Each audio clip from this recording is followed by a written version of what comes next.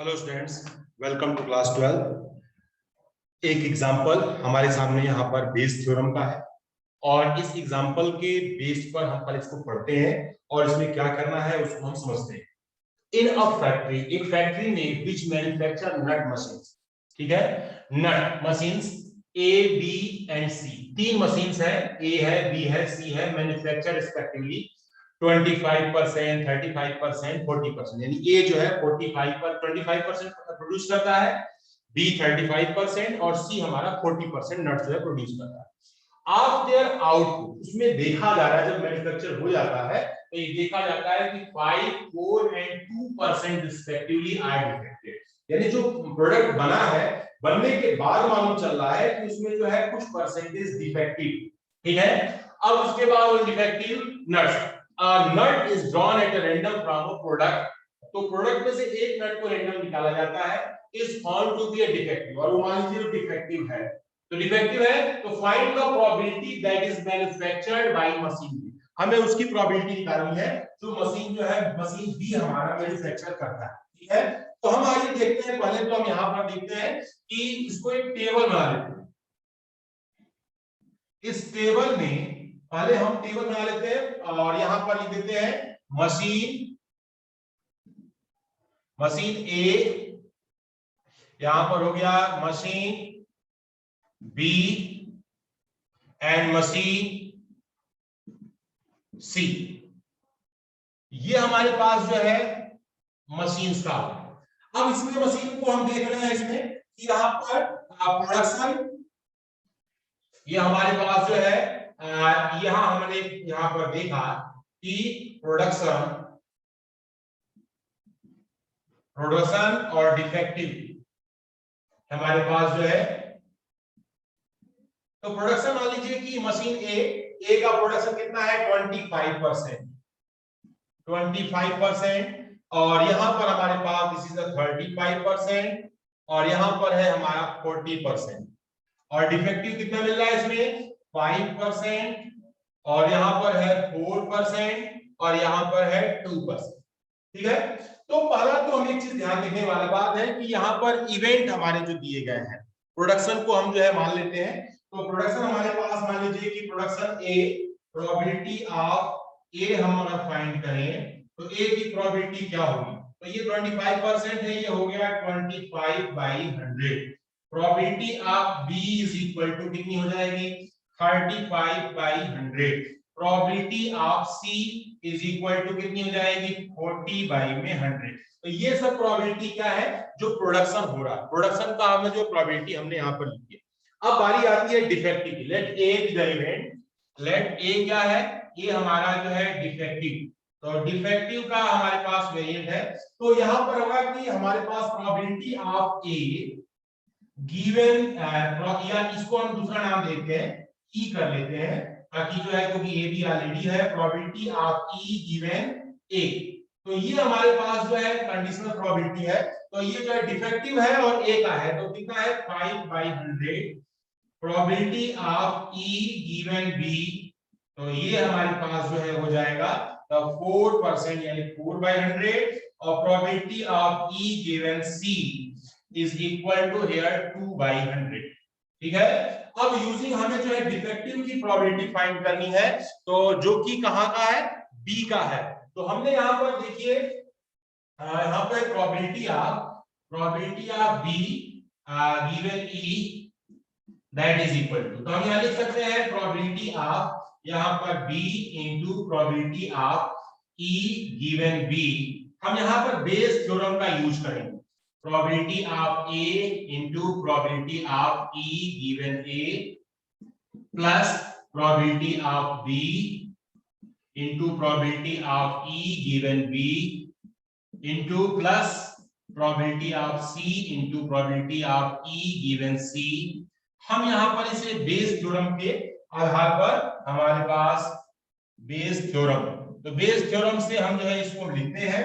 अब यहां पर प्रोबेबिलिटी फाइंड करने के लिए इन सभी की वैल्यू को यहां पर लिखा जाता है, तो प्रोबेबिलिटी ऑफ बी कितना है 35/100 इनटू, और ई हमारे पास हो गया 4/100, डिवाइडेड बाई में, और फिर से हमारे पास जो है ये वैल्यू हो गई 25/100 इंटू, और यहाँ हो गया 5/100 प्लस यहाँ हमारे पास 35/100 इंटू 4/100 प्लस, और सी के लिए हमारे पास हो गया 40/100 इंटू यहाँ पर हो गया 2/100। तो अब हमने इसको जो है सभी को हमें क्या करना है, सॉल्व करना है। अब सॉल्व करते समय ध्यान रखेंगे कि ये सभी जो है हमारे पास जो है अगला हमारे पास 100 से हमारा कट जाएगा, तो यहाँ पर हो जाएगा 22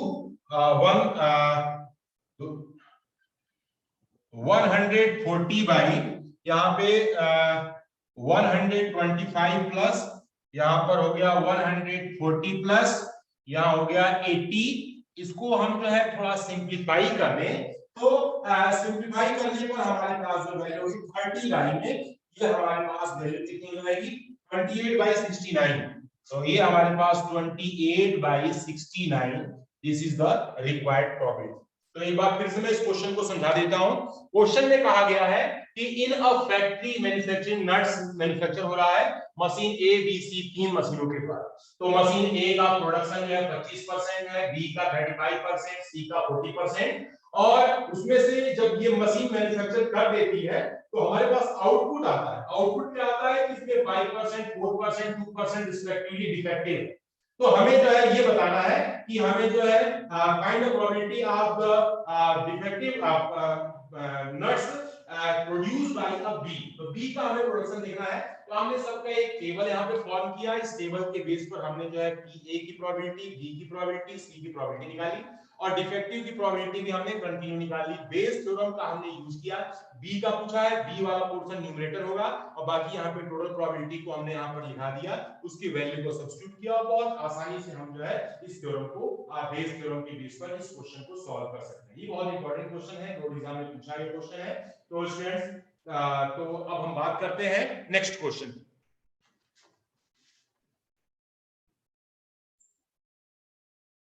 Friends, here this is the next question. Find the mean variance for the following probability distribution. ये probability distribution को तो पहले हम देखिए क्या ये random variable है। तो random variable है तो हम इसको चेक करेंगे। अगर हमारे पास देखिए इन सबको जोड़ने पर the sum is here 1/8 plus 3/8 plus 3/8 plus 1/8 is equal to 8/8 is equal to 1. Yes, ये हमारे पास random वेरिएबल, ये हमारे पास डिस्ट्रीब्यूशन रैंडम वेरिएबल। अब रैंडम वेरिएबल के केस में we have to find a mean. तो मीन हमें फाइंड करना है तो हमें फिर से टेबल बनाना पड़ेगा। यहाँ पर हमने टेबल एक्स का बनाया, और यहाँ पर हमारे पास जो है ये 0 भी रहेगा, ये हमारा 1 है, ऐसे ही 2, फिर इसके बाद हमने जो है ऐसे 3, और इस टेबल में प्रोबेबिलिटी ऑफ एक्स, यानी प्रोबेबिलिटी जब 0 होगी तो 1/8, 3/8, 3/8, 1/8 हमने जो है इसे इस तरीके से टेबल में लिख दिया। लेकिन एक चीज ध्यान रखिएगा कि हमारे पास जो है मीन के लिए रिक्वायरमेंट होती है x into sigma x into p x. तो sigma x into p x कर लेते हैं, तो यहाँ हो जाएगा x इंटू पी एक्स। तो हम इसके लिए टेबल और फॉर्म करते हैं, और यहाँ पर हमारे पास तो ये वैल्यू हम 0 से जब मल्टीप्लाई होगी तो 0, ये हो गया 3/8, फिर इसके बाद जो है 6/8, और यहाँ पर हमारे पास जो है 3/8। तो हमने जो है x की वैल्यू को फाइंड कर ली। अब इसके बाद जो है हमारे पास जो वैल्यू हमारे पास हो गई, एक वेरिएंस के लिए भी हमारे पास जो पूछा गया है, तो हमारे पास वेरिएंस के लिए हमने जब इसकी वैल्यू को रखा तो ये वेरिएंस हमारे पास जो है आता है, नेक्स्ट है हमारे पास x² px। तो इसे भी हम एक टेबल बना लेते हैं, और इस टेबल के बेस पर हम जो है इसमें मल्टीप्लाई करते हैं। तो हमारे पास जो है x² करेंगे 0 तो फिर 0 ही आएगा, 1 का स्क्वायर करेंगे 3/8 ही आएगा, और यहाँ पर 2 का स्क्वायर 4 4 3 12/8, और 9 9/8। तो ये हमने जो है इसको आपको सामने यहाँ पर हमने जो है इसे बना दिया। अब बारी आती है हम मीन की। तो हमारे पास जो है मीन क्या होता है, तो हमारे पास जो है मीन मीन का फॉर्मूला होता है म्यू इज इक्वल टू, यहां पर हो गया sigma x into p x. तो हमने जो है इसकी वैल्यू सभी को जोड़ दिया हमने, ये हो गया 0 plus 3/8 plus 6/8 plus 3/8 here is equal to 12/8, 12/8 that is equal to 4 3 2, 3/2 is the mean। तो हमने जो है 4/3 हमारे पास जो है वैल्यू क्या हो गई, इसमें जो है यहाँ पर हमने जो है 3 में हमने 2 मीन निकाल दी। अब इसके बाद जो बात होती है वेरिएंस की, तो वेरिएंस का हम लिखते हैं, so variance equal to, variance is equal to यहां पर हो गया sigma x square P x minus mu square, mu square.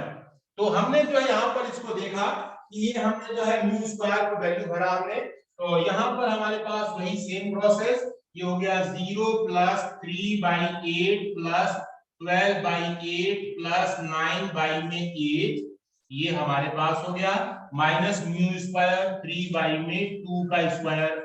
इसको हम जब सॉल्व करेंगे तो यहाँ हमें मिल जाता है यहाँ पे 15 और 9 24/8 माइनस 9/4। तो जब हम इसका एलसीएम लेंगे तो ये हो गया 8, 24 माइनस 18 और हेयर इज इक्वल टू ये हो गया 6/8 that is equal to 3/4 is the variance of the given हमारे पास जो है ये क्वेश्चन है। तो हम इसको आसानी से फिर से फाइंड कर सकते हैं।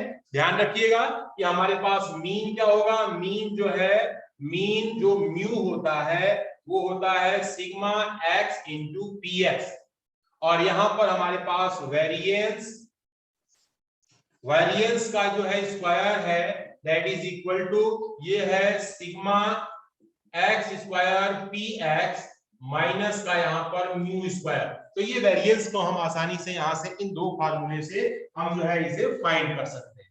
तो स्टूडेंट्स चलिए स्टार्ट करते हैं अब हम नेक्स्ट क्वेश्चन।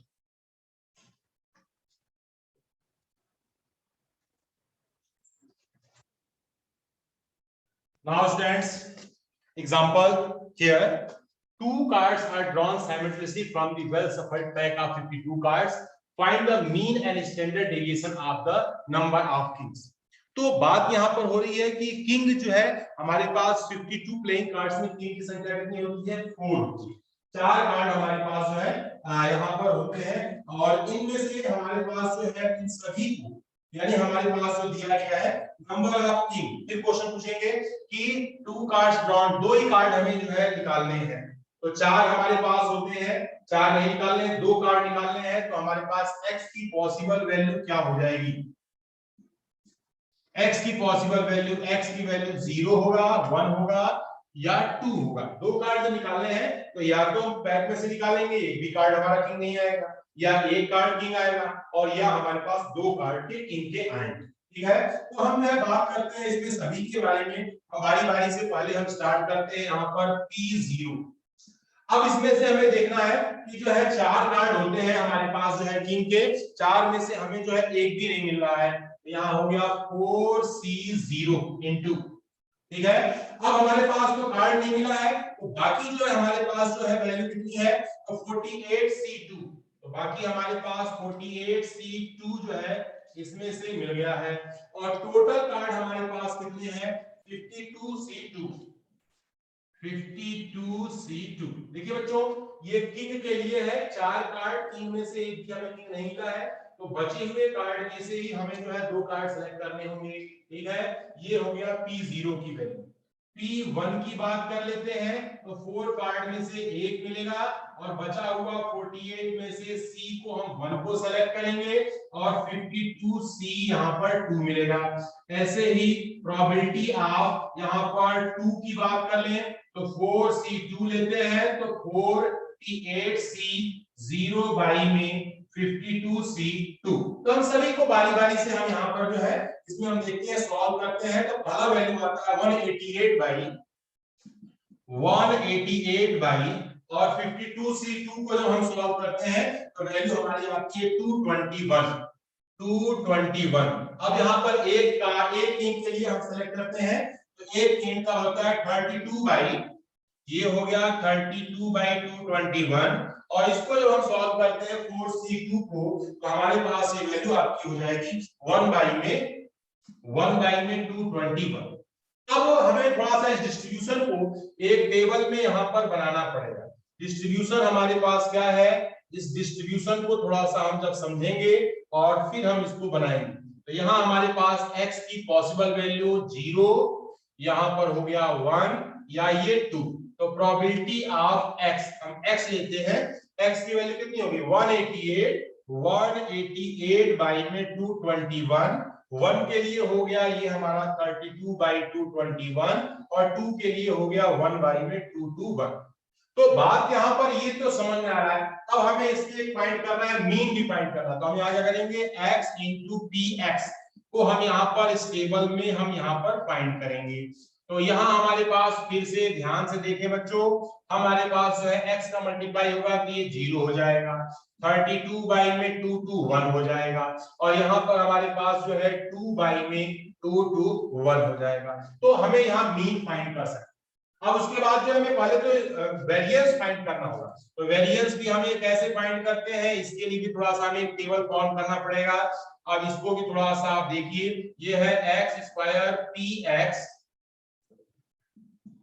एंड हियर, तो x स्क्वायर करेंगे, यहाँ 0 हो गया, 1 का स्क्वायर 32 बाई में 2 2 1 और 2 का स्क्वायर 4 बाई में 2 2 1। तो हमें जो है इनके आधार पर हमें जो है अपना काम स्टार्ट करना है, और इसे हम थोड़ा सा हम देखते हैं। तो हम बात करते हैं मीन की, तो म्यू जो है हमें निकलता है ये मीन इज इक्वल टू होता है sigma x into p x. तो इस टेबल को हम जोड़ लेंगे, तो ये वाला टेबल हमारा हो गया 0 plus 32 by 221 plus 2 by 221 that is equal to 34 by 221। तो ये 221 हमारा 34, ये हमारे पास हो गया 2 बाई में 13, हम इसको ऐड कर सकते हैं, 2 बाई में 13 इज योर आंसर। अब इसके बाद वेरिएंस निकालते हैं, वेरिएंस म्यू यहाँ पे psi square is equal to यहाँ पर sigma x square P x minus का म्यू स्क्वायर। तो हमने यहाँ पर इसकी वैल्यू को भी यहाँ पर देखा, ये वैल्यू हमारे पास स्टैंडर्ड हो गई 0 प्लस 32 बाई 221 प्लस 4 बाई 221 और माइनस का यहाँ पे हो जाएगा 4 बाई 169। तो हमने यहाँ पर इसको देखा, और यहाँ हमारे पास जो है 2 बाई में 13 था, और हम इसको थोड़ा सा सॉल्व करते हैं, तो ये हमारे पास जो है आ जाता है दैट इज इक्वल टू, ये हो गया 36 बाई में 221 माइनस 4 बाई में 169। ठीक है, अब हमारे पास ये जो वैल्यू हमारे पास मिली है, इसको हम कह सकते हैं 0.1392, हम इसको बना लेंगे 0.1392 हमारे पास ये वैल्यू आ गया। अब इसके बाद बात हो रही है स्टैंडर्ड डेविएशन की। स्टैंडर्ड डेविएशन जो होता है ये S D is equal to under root में ये है स्क्वायर। ठीक है, तो वेरिएंस का स्क्वायर हम करते हैं, तो ये वैल्यू हमारे पास अंडर रूट में 0.1392 हमने यहां पर इसे लिख दिया, और इसके बाद जो है हम इसे जो है और हम सही करते हैं, तो 373 हमारे पास वैल्यू आता है 0.373, this is the standard deviation. तो बहुत आसान क्वेश्चन है, ध्यान समझिएगा बच्चों। 2 cards drawn from 70 well shuffled 52 playing cards, find the mean and standard deviation of the number of the playing king। तो किंग हमें दो ही कार्ड सेलेक्ट करने हैं, तो 4 में से पहले कार्ड को सेलेक्ट करेंगे। x की पॉसिबल वैल्यू क्या होगी 0 1 2। ठीक हो गया, 4 में से 0 सेलेक्ट करेंगे, एक भी नहीं मिला x 0 के लिए, तो बाकी दो कार्ड 48 कार्ड में सेलेक्ट करना पड़ेगा, नीचे वही रहेगा। ऐसे ही 1 कार्ड है, 4 में से एक कार्ड मिला है 48 C1 52 बाई C2 ये वाली निकालेंगे। P2 की वैल्यू हमारे साथ वैसे ही आ रही है, इसको हम एक टेबल बना लेते हैं। फिर हम मीन के लिए ये जो बनता है हमारे पास क्या है, मीन के लिए ये बनता है हमारे वेरिएंस के लिए, इसी वेरिएंस का स्टैंडर्ड रूट जो होता है उस स्टैंडर्ड डेविएशन होता है। तो स्टूडेंट्स आपने हमारे साथ जुड़े रहे, और ऐसे बेहतरीन वीडियो को प्राप्त करने के लिए कृपया हमारे चैनल को सब्सक्राइब जरूर करें। Thank you for watching my video, धन्यवाद।